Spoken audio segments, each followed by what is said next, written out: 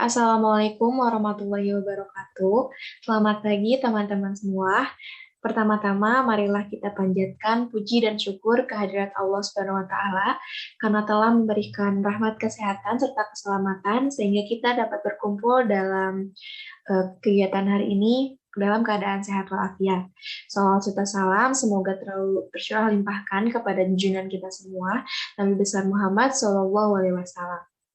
Sebelumnya, perkenalkan, nama saya Silmi Reskiani Ainun yang akan bertugas sebagai moderator pada kegiatan diskusi hari ini. Pada diskusi hari ini akan dibahas mengenai pendekatan pemrosesan informasi. Adapun anggota kelompok yang akan melakukan kegiatan diskusi pada hari ini yaitu Bibi Sabina, Egita Disari Indriani, Ersa Meiliani, Hansa Safanabila, Marcela Nurul Anissa, Silmi Ireskiani Ainun, Yunita Nur Syamsi Dwi Putri. Baik teman-teman, untuk mempersingkat waktu, langsung saja kita mulai ke sesi yang pertama, yaitu sesi pembukaan. Untuk membuka acara kegiatan diskusi pada hari ini, marilah kita mengucapkan Bismillah bersama-sama. Bismillahirrahmanirrahim. Baik, untuk acara selanjutnya akan ada penyampaian dan penyajian materi mengenai sifat pendekatan pemrosesan informasi yang akan dijelaskan oleh saya. Yang pertama ada informasi, memori, dan berpikir. Pendekatan pemrosesan informasi menekankan bahwa anak-anak memanipulasi informasi, memantaunya, dan menyusun strategi tentang hal itu. Inti dari pendekatan ini adalah proses dari memori dan pemikiran. Menurut pendekatan pemrosesan informasi, anak-anak mengembangkan kapasitas yang meningkat secara bertahap untuk memproses informasi yang memungkinkan mereka untuk memperoleh pengetahuan dan keterampilan yang semakin kompleks. Syarat psikologi kognitif menjadi label untuk pendekatan yang dicari untuk menjelaskan perilaku dengan memeriksa proses mental.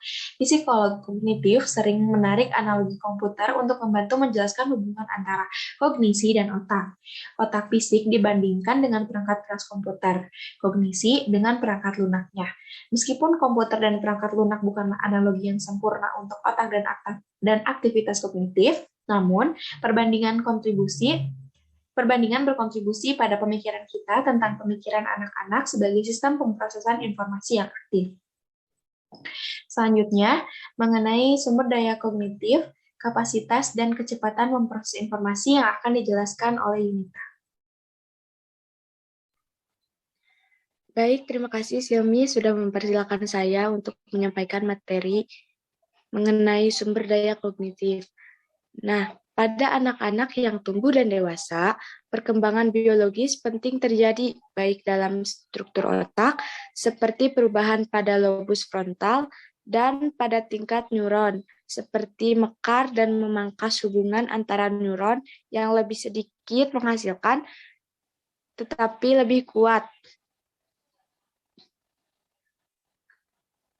Dua karakteristik yaitu kapasitas dan kecepatan sering disebut sebagai sumber daya kognitif dan diusulkan untuk memiliki keunggulan penting pada memori dan pemecahan masalah. Kecepatan anak-anak dalam pengolahan informasi dihubungkan dengan kompetensi mereka dalam berpikir.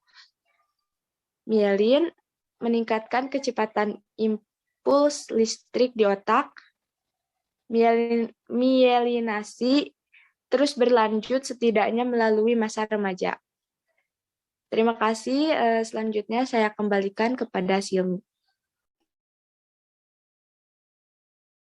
Baik, selanjutnya mengenai mekanisme perubahan yang akan dijelaskan oleh Debbie. Baik, terima kasih Silmi. Yang selanjutnya ada mekanisme perubahan. Menurut Robert Shiller pada tahun 1998, 3 mekanisme bekerja sama untuk menciptakan perubahan dalam keterampilan kognitif anak-anak, yaitu ada pengkodean, otomatisitas, dan konstruksi strategi. Yang pertama, pengkodean. Pengkodean adalah proses di mana informasi disimpan dalam memori. Perubahan keterampilan kognitif anak-anak tergantung pada peningkatan keterampilan dalam pengkodean informasi yang relevan. Yang kedua, ada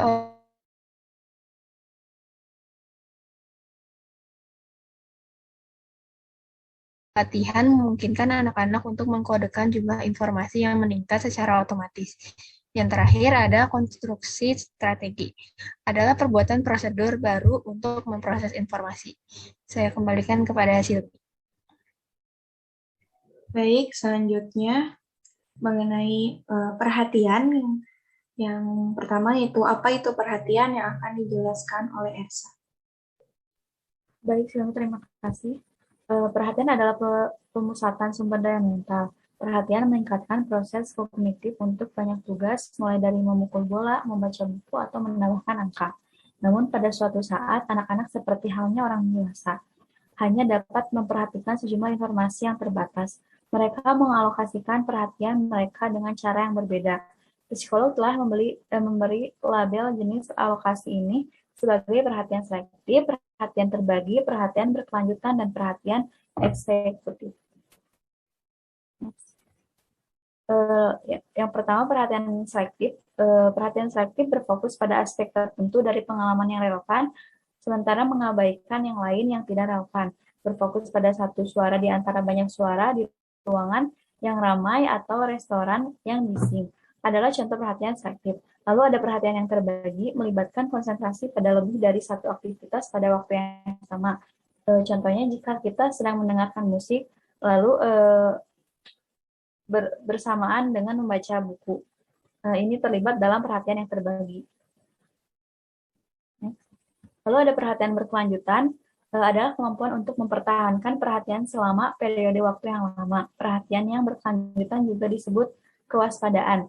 Tetap fokus membaca bab ini dari awal sampai akhir tanpa interupsi adalah contoh perhatian yang berkelanjutan. Ingat dari diskusi kita di bab 6 bahwa dalam satu penelitian, kesulitan dalam mempertahankan perhatian adalah jenis paling umum dari masalah perhatian yang mencirikan anak-anak dengan ADHD. Lalu ada perhatian eksekutif, melibatkan perencanaan tindakan, mengalokasikan perhatian pada tujuan, deteksi kesalahan dan kompensasi, memantau kemajuan tugas, dan menangani keadaan baru atau sulit. Contoh perhatian eksekutif adalah secara efektif menyebarkan perhatian untuk secara efektif terlibat dalam tugas-tugas kognitif yang disebutkan di saat menulis makalah 10 halaman untuk kursus sejarah. Contohnya ada itu. Lalu, salah satu tren yang melibatkan perhatian terbagi adalah multitasking anak-anak dan remaja, yang dalam beberapa kasus melibatkan tidak hanya membagi perhatian antara dua kegiatan, tetapi bahkan 3 atau lebih. Apakah multitasking ini bermanfaat atau mengganggu? Karena memperluas informasi yang diperhatikan anak-anak dan remaja dan memaksa otak untuk berbagi sumber daya pemrosesan, multitasking dapat mengalihkan perhatian dari apa yang mungkin paling penting saat ini. Lalu, perhatian berkelanjutan dan eksekutif merupakan aspek yang sangat penting dari perkembangan kognitif, karena anak-anak dan remaja dituntut untuk terlibat dalam tugas-tugas yang lebih besar dan semakin kompleks yang membutuhkan kerangka waktu yang lebih lama untuk diselesaikan. Kemampuan mereka untuk mempertahankan perhatian sangat penting untuk berhasil dalam tugas-tugas tersebut. Peningkatan perhatian eksekutif mendukung peningkatan pesat dalam kontrol usaha yang diperlukan untuk secara efektif terlibat dalam tugas-tugas akademik yang kompleks. Baik, selanjutnya ada perubahan perkembangan yang akan dijelaskan oleh saya. Banyak penelitian tentang perhatian telah terfokus pada perhatian selektif. Satu penelitian terhadap anak-anak berusia 5 hingga 7 tahun menemukan bahwa anak-anak yang lebih tua dan anak-anak yang lebih muda diuntungkan secara sosial. Dalam sampel menolak tuntutan persaingan dan memusatkan perhatian mereka lebih baik daripada yang lebih muda dan anak-anak yang kurang beruntung secara sosial. Kemampuan anak prasekolah untuk mengontrol dan mempertahankan perhatian mereka terkait dengan kesiapan sekolah. Misalnya, sebuah studi lebih dari 1.000 anak mengungkapkan bahwa kemampuan mereka untuk mempertahankan perhatian mereka pada usia 54 bulan, sekitar 4,5 tahun, dikaitkan dengan kesiapan sekolah mereka, termasuk prestasi dan keterampilan bahasa. Perhatian yang berkelanjutan meningkat dari 5 hingga 6 tahun menjadi dari 5 hingga 6 tahun menjadi 11 hingga 12 tahun. Dan peningkatan perhatian ini terkait dengan kinerja kognitif yang telah baik. Setelah usia 6 atau 7 tahun, anak-anak akan lebih memperhatikan fitur-fitur yang relevan dengan kinerja, mengerjakan tugas atau memecahkan masalah, seperti petunjuk arah. Dengan demikian, dikendalikan oleh rangsangan yang paling mencolok di lingkungan mereka. Anak-anak yang lebih besar dapat mengarahkan perhatian mereka pada rangsangan yang lebih penting. Ketika anak-anak tumbuh, kemampuan mereka baik untuk mengarahkan perhatian selektif dan untuk membagi perhatian juga meningkat. Anak-anak yang lebih tua dan remaja lebih baik daripada anak-anak yang lebih muda pada tugas-tugas yang membutuhkan pergeseran perhatian.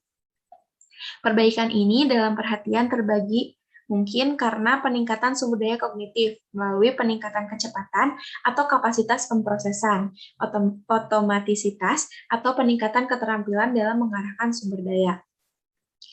Lalu materi selanjutnya itu mengenai ingatan. Yang pertama ada apa itu ingatan atau memori yang akan dijelaskan oleh Hansa. Terima kasih Silmi. Apa itu ingatan?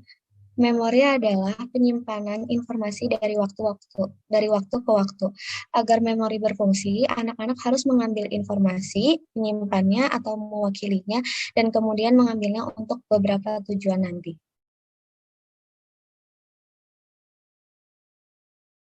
Selanjutnya ada materi mengenai pengkodean atau encoding yang akan dijelaskan oleh Debbie. Baik, terima kasih. Yang selanjutnya itu ada pengkodaan. Dalam bahasa sehari-hari, encoding atau pengkodaan memiliki banyak kesamaan dengan perhatian dan pembelajaran. Ketika seorang siswa mendengarkan guru, menonton film, mendengarkan musik, atau berbicara dengan seorang teman, dia sedang mengkodekan informasi ke dalam memori. Memfokuskan perhatian baik dengan inspeksi visual, manipulasi fisik, atau menggunakan kata-kata dari suatu peristiwa atau materi yang diingat. Pengkodean terdiri dari sejumlah proses. Yang pertama adalah latihan, pemrosesan mendalam, elaborasi, membangun gambar, dan organisasi.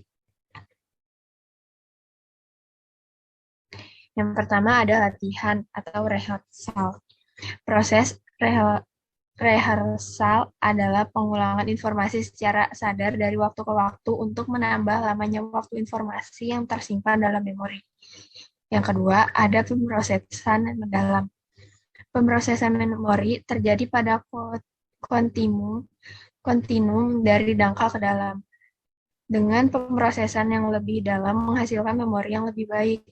Pemrosesan dangkal berarti menganalisis unsur sensorik atau fisik rangsangan pada tingkat yang dangkal. Ini mungkin melibatkan pendekatan garis, sudut, dan kontur huruf kata yang dicetak atau frekuensi, durasi, dan penyaringan kata yang diucapkan. Yang ketiga ada elaborasi. Mengacu pada keluasan pemrosesan informasi yang terlibat dalam pengkodean. Salah satu alasan elaborasi bekerja dengan sangat baik dalam pengkodean adalah karena hal itu menambah perbedaan keaktifan kode memori.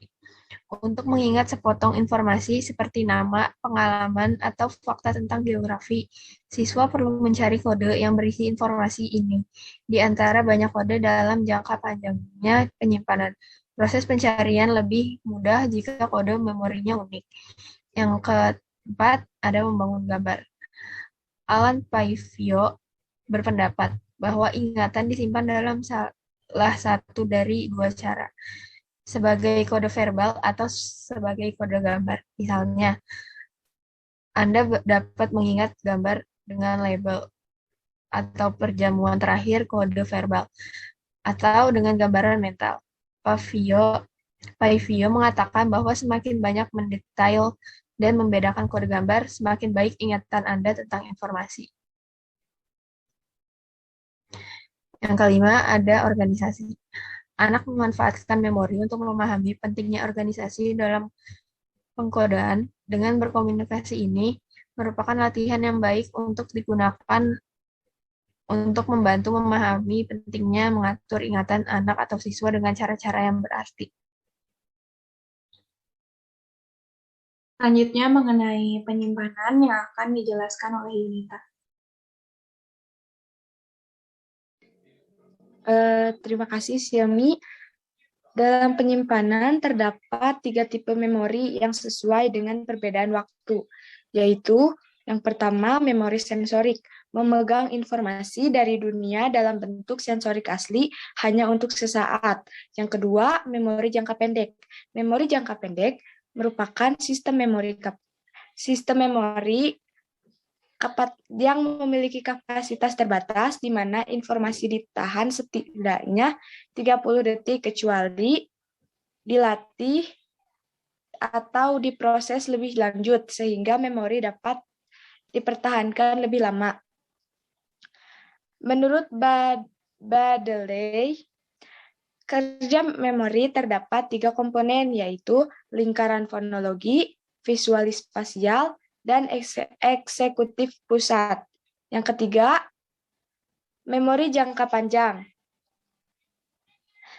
adalah jenis memori yang memegang besar jumlah informasi untuk jangka waktu yang lama dalam mode yang relatif permanen.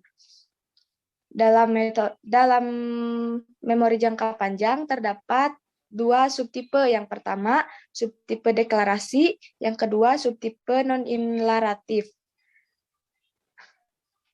Dalam menampilkan informasi dalam memori, terdapat 3 teori, yaitu teori jaringan, teori skema, dan teori jejak fuzi. Untuk teori jaringan, menggambarkan informasi dalam memori terorganisir dan terhubung. Untuk teori skema mengatakan bahwa ketika seseorang merekonstruksi informasi, orang tersebut memasukkannya ke dalam informasi yang sudah ada dalam pikiran. Terima kasih, Silmi. Saya kembalikan lagi kepada Silmi. Ya, baik. Selanjutnya mengenai mengambil dan melupakan yang akan dijelaskan oleh Hansa. Mengambil merupakan proses yang berkaitan dengan proses mencari informasi di dalam otak, menemukannya, dan menggunakan kembali memori tersebut. Yang kedua ada melupakan. Kelupaan terjadi karena ingatan yang tersimpan tidak pernah atau jarang ditimbulkan kembali, sehingga perlahan ingatan itu memudar dan hilang. Dan konsep lupa ini terdapat pada dekai teori yang menganggap bahwa memori akan semakin memudar. Baik, materi selanjutnya yaitu mengenai keahlian. Yang pertama ada keahlian dan pembelajaran yang akan dijelaskan oleh Marcella. Baik, terima kasih. Selanjutnya ada keahlian dan pembelajaran. Mempelajari perilaku dan proses mental, para ahli dapat memberi kita wawasan tentang bagaimana untuk membimbing siswa menjadi pembelajar yang lebih efektif. Itu adalah kemukaan dari Erikson, Krampe, dan Tes Roma dari tahun 2009, juga Papa Georgi dan lainnya di 2010. Menurut Dewan Research Nasional pada tahun 1999, mereka lebih baik daripada pemula dengan kriteria sebagai berikut.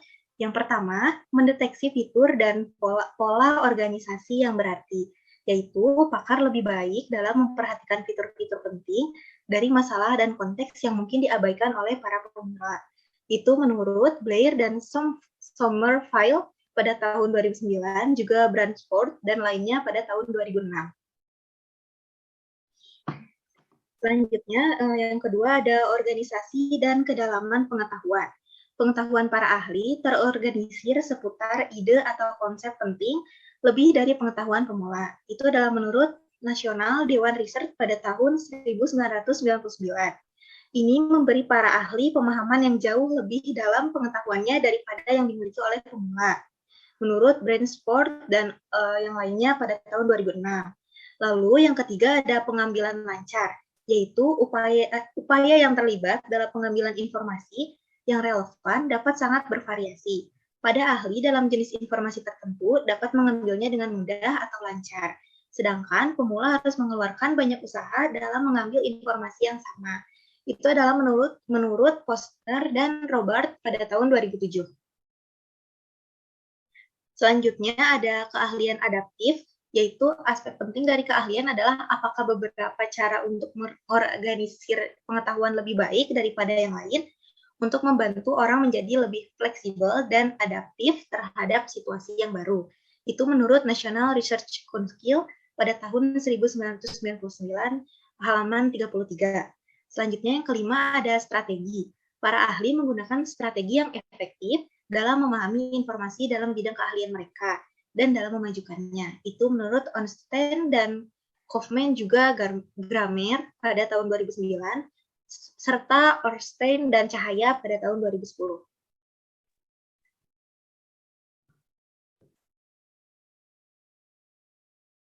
Selanjutnya,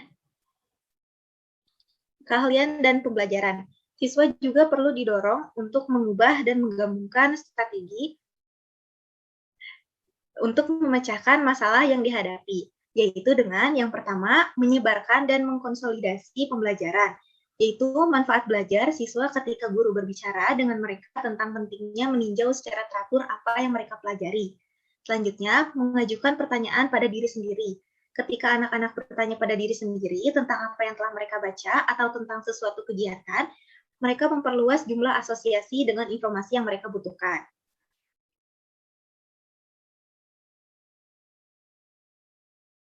Selanjutnya. Yang ketiga ada mencatat dengan baik. Mencatat baik dari ceramah atau teks sangat bermanfaat bagi pembelajaran menurut Sandstrom dan Halonen pada tahun 2009.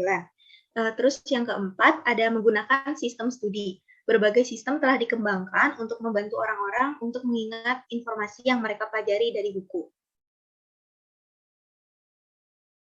Lalu ada 5 karakteristik penting dari para ahli, yaitu yang pertama, memperhatikan fitur dan pola yang bermakna, berbagai informasi yang tidak dimiliki pemula. Selanjutnya ada telah memperoleh banyak pengetahuan konten yang diatur sedemikian rupa yang mencerminkan pemahaman mendalam tentang subjek.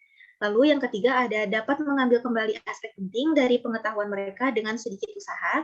Yang keempat, adaptif dalam pendekatan mereka terhadap situasi yang baru. Dan yang terakhir, menggunakan strategi yang efektif.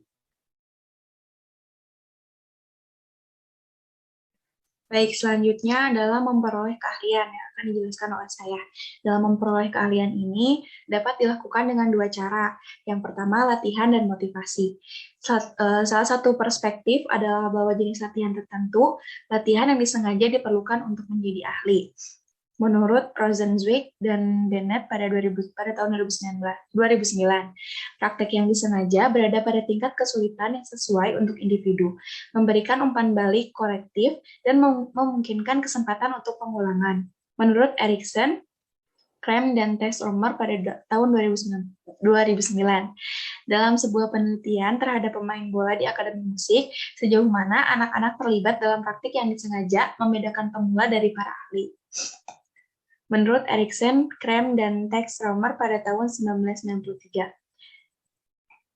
Lalu yang kedua ada bakat. Sejumlah psikologi yang mempelajari keahlian menekankan bahwa itu juga tidak perlu hanya latihan motivasi yang disengaja, tetapi juga diperlukan bakat.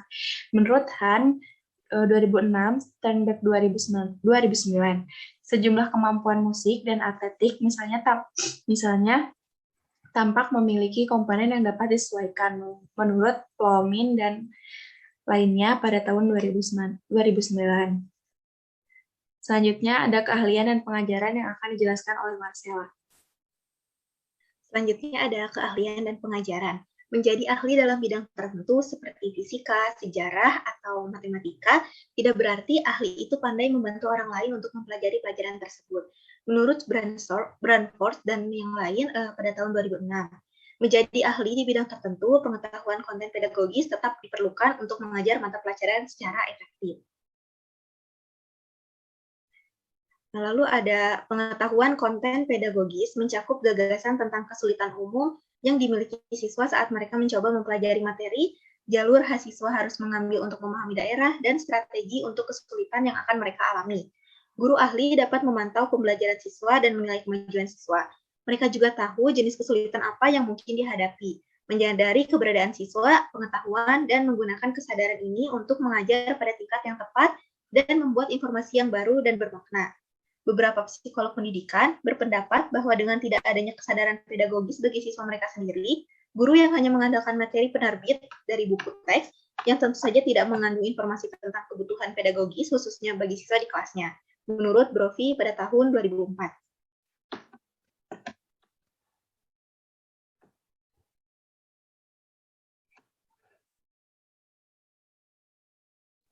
Selanjutnya yaitu metakognisi.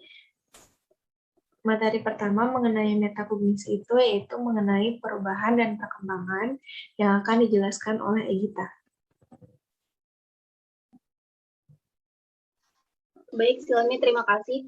Jadi pada bagian metamemori, pada anak usia 5 atau 6 tahun, anak-anak biasanya tahu bahwa barang-barang yang familiar adalah lebih mudah untuk dipelajari daripada yang tidak dikenal. Pada kelas 5, siswa memahami bahwa mengingat inti lebih mudah daripada mengingat kata demi kata. Anak-anak prasekolah memiliki pendapat yang meningkat tentang kemampuan ingatan mereka. Misalnya, mayoritas anak-anak prasekolah memperkirakan bahwa mereka dapat mengingat semua 10 item dari daftar 10 item. Saat mereka menginjak tahun-tahun sekolah dasar, anak-anak dapat memberikan evaluasi ingatan mereka menjadi realistis. Pada usia 7 atau 8 tahun, anak-anak menjadi lebih menghargai pentingnya isyarat untuk memori. Pada umumnya, pemahaman anak-anak tentang kemampuan memori dan keterampilan mereka dalam mengevaluasi kinerja relatif buruk pada awal sekolah dasar dan meningkat pesat pada usia 11 atau 12 tahun. Next.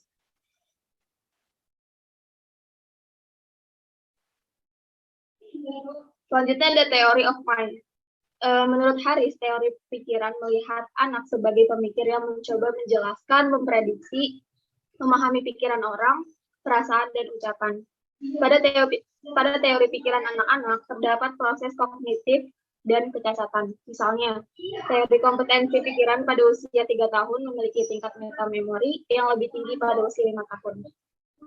Pada anak autis memiliki kesulitan dalam mengembangkan teori pikiran, terutama dalam memahami keyakinan dan emosi orang lain. Teori pikiran anak-anak teori pikiran anak-anak berubah saat mereka berkembang melalui masa kanak-kanak. Perubahan utama terjadi pada usia 2-3 tahun, usia 4-5 tahun, masa kanak-kanak pertengahan dan akhir, dan masa remaja. Next. Jadi di sini yang pertama ada pada usia 2-3 tahun. Dalam rentang waktu ini, anak-anak mulai mengerti 3 kondisi mental. Yang pertama ada persepsi, emosi, dan keinginan. Yang kedua ada 4-5 tahun. Anak menjadi lebih mengerti bahwa pikiran dapat mempresentasikan objek dan prestasi dan peristiwa secara akurat atau tidak akurat. Anak-anak pada usia ini memiliki keyakinan bahwa hal tersebut adalah benar atau tidak benar. Yang ketiga, ada masa kanak-kanak pertengahan dan akhir adalah antara usia 6-11 tahun. Kurang lebih bersamaan dengan masa sekolah dasar. Pada periode ini, anak-anak belajar menguasai keterampilan dasar seperti membaca, menulis, dan aritmatika. Yang keempat, ada masa remaja. Anak-anak masa remaja memiliki peningkatan kapasitas untuk memantau dan mengelola sumber daya kognitif secara efektif terkait pemenuhan tugas-tugas di sekolah. Dari usia 12 hingga 14 tahun, remaja muda lebih menggunakan keterampilan metakognitif dengan menggunakannya secara efektif dalam matematika dan kelas sejarah. Next. Selanjutnya ada model pemrosesan informasi yang baik. Jadi, Michael Presley dan rekan-rekannya mengembangkan model metakognitif yang disebut Good Information Processing Model. Hal ini ditekankan bahwa kognisi yang dihasilkan dari sejumlah faktor yang berinteraksi termasuk strategi, pengetahuan konten, motivasi, dan metakognisi. Mereka berpendapat bahwa anak-anak menjadi baik dalam kognisi terdapat dalam 3 langkah. Yang pertama, anak diajar oleh orang tua atau guru untuk menggunakan strategi tertentu. Dengan praktik, mereka belajar tentang karakteristik dan keuntungan untuk belajar terkait pengetahuan. Yang kedua, guru dapat menunjukkan persamaan dan perbedaan dalam berbagai strategi dalam domain tertentu, seperti matematika, yang memotivasi siswa untuk melihat fitur strategi yang berbeda. Yang terakhir, pada saat ini, siswa mengenali manfaat umum penggunaan strategi dengan menghasilkan pengetahuan strategi umum. Mereka belajar untuk menghubungkan pembelajaran yang berhasil terhadap upaya yang mereka lakukan dalam mengevaluasi, memilih, dan memantau penggunaan strategi. Baik, selanjutnya materi terakhir mengenai strategi dan regulasi metakognitif yang akan dijelaskan oleh Ersa. Baik, terima kasih Silmi. Selanjutnya, strategi dan regulasi metakognitif. Dalam pandangan Priestley dan rekan-rekannya, Harris dan Hilden pada tahun 2006, kunci pendidikan adalah membantu siswa mempelajari berbagai strategi yang menghasilkan solusi dari masalah. Pemikir yang baik secara rutin menggunakan strategi dan perencanaan yang efektif untuk memecahkan masalah. Pemikir yang baik juga tahu kapan dan di mana harus menggunakan strategi atau pengetahuan metakognitif tentang strategi. Memahami kapan dan di mana harus menggunakan strategi seringkali merupakan hasil dari pemantauan pelajar terhadap situasi belajar. Next. Lalu, menurut Graham dan Olinghouse pada tahun 2009, aspek penting dari metakognisi adalah memantau seberapa baik seseorang melakukan tugas. Ini mungkin melibatkan kesadaran bahwa seseorang belum cukup belajar untuk ujian atau perlu membaca ulang bagian tertentu dari suatu bab untuk memahaminya dengan lebih baik. Mismonitoring adalah hal biasa. Misalnya, siswa sekolah dasar sering berpikir bahwa mereka lebih siap menghadapi ujian daripada yang sebenarnya, dan berpikir bahwa mereka memahami materi teks lebih baik daripada mereka. Satu strateginya adalah mendorong siswa yang salah pantau untuk membuat tes latihan dan pertanyaan untuk menilai seberapa lengkap pemahaman mereka. Next, mempelajari cara menggunakan strategi secara efektif seringkali membutuhkan waktu.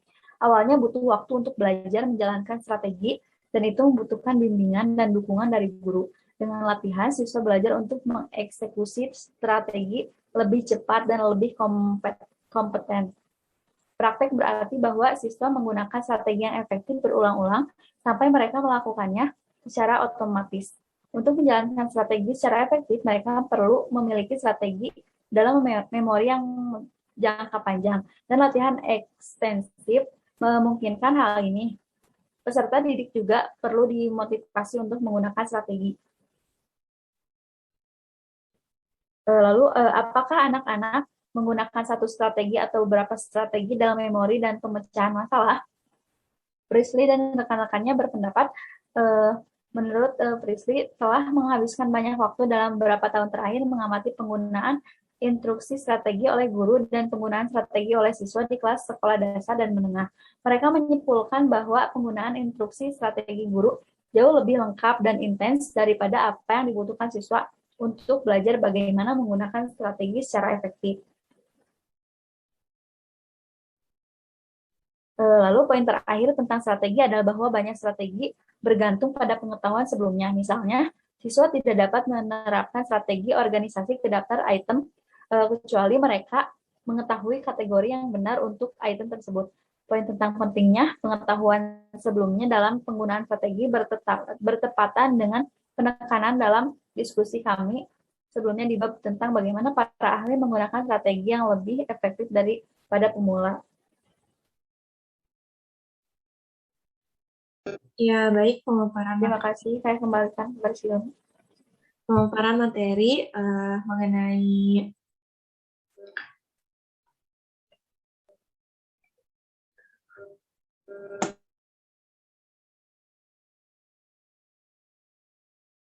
Ya, baik, mohon maaf. Pemaparan materi telah selesai. Sebelumnya saya sebagai moderator ingin mengucapkan banyak terima kasih kepada teman-teman semua yang telah menyempatkan waktunya pada kegiatan diskusi kali ini, dan ingin mengucapkan mohon maaf apabila terdapat banyak kesalahan. Terima kasih atas perhatiannya. Wassalamualaikum warahmatullahi wabarakatuh.